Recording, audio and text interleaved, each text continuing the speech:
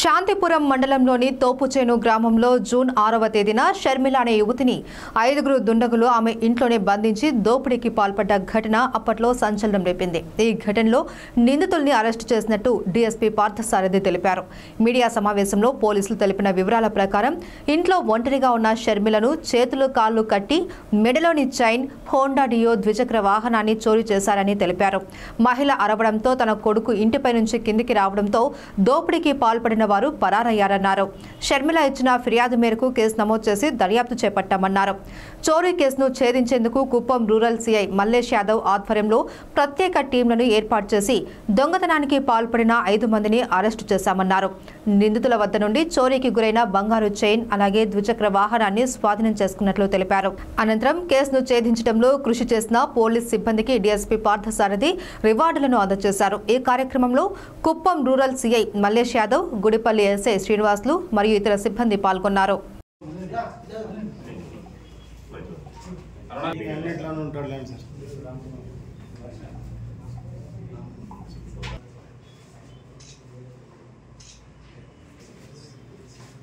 ఇలాగా ఇంట్లో ఒంటరిగా ఉన్నప్పుడు తగిన జాగ్రత్తలు తీసుకోండి.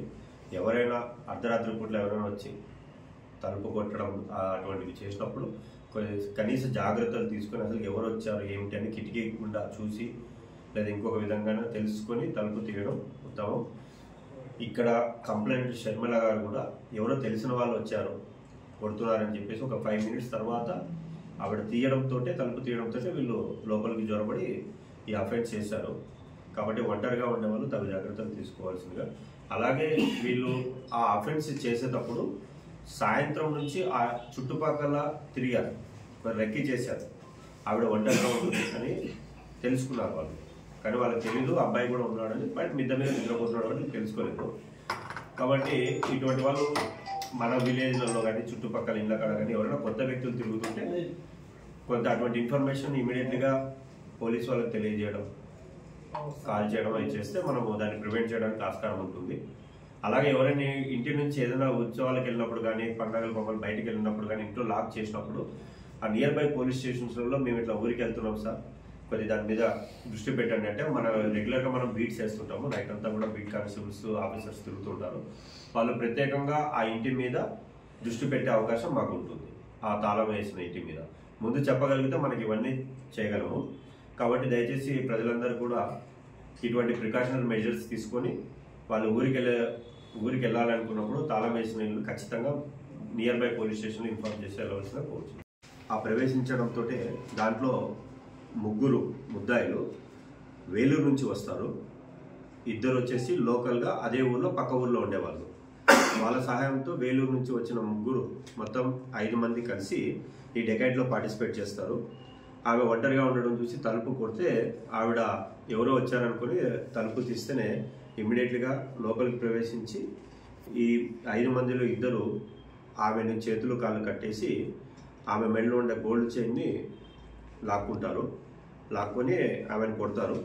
ఈ సమయంలో పైన మిద్దె మీద ఆమె కొడుకు పడుకునే శబ్దాలకు వినేసి వాళ్ళమ్మ అరుపులు వినేసి పైనుంచి కొడుకు కిందకు వచ్చి అరిచే టైంలో వీళ్ళు భయపడి పారిపోతారు.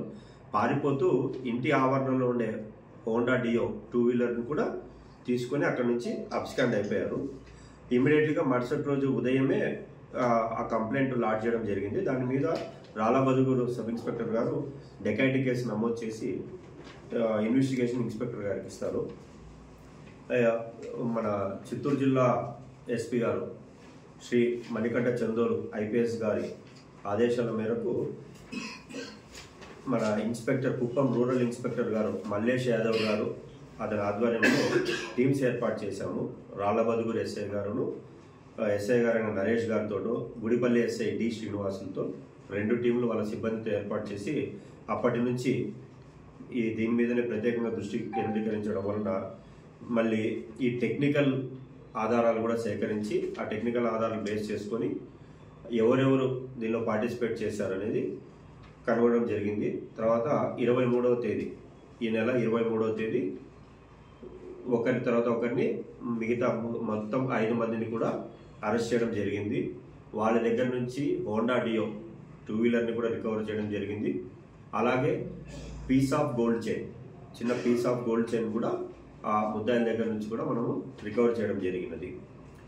ఈ ముద్దాయిలు వచ్చేసి పేర్లు ఎన్ వెంకటేష్, ఈ అబ్బాయి వచ్చేసి దండికుప్పం పంచాయతీ శాంతిపురం మండలం, ఎం కార్తిక్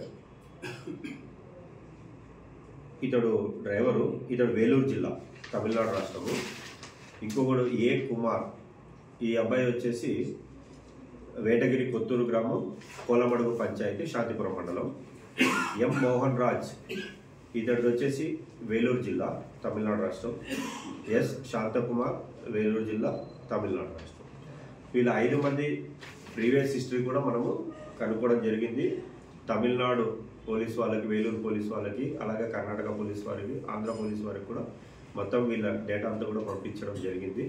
ఇంకా వీళ్ళు ఏమైనా పార్టిసిపేట్ చేశారనేది కనుగొంటున్నాము. ఇప్పటివరకు అయితే ఇంకా రిజల్ట్స్ రాలేదు. వీళ్ళని ప్రస్తుతం రిమాండ్కి పంపించిన తర్వాత మళ్ళీ వీళ్ళు వేరే ఏరియాలో, తమిళనాడు వేలూరు ఏరియా కానీ, ఇటు మనం కర్ణాటక మన బార్డర్ ఏరియాలో కానీ ఏమన్నా కూడా ఇంకా ఎటువంటి అఫెన్స్లు చేసి ఉంటే అవి కూడా ట్రేస్ అవుట్ చేసి దాన్ని కూడా మనం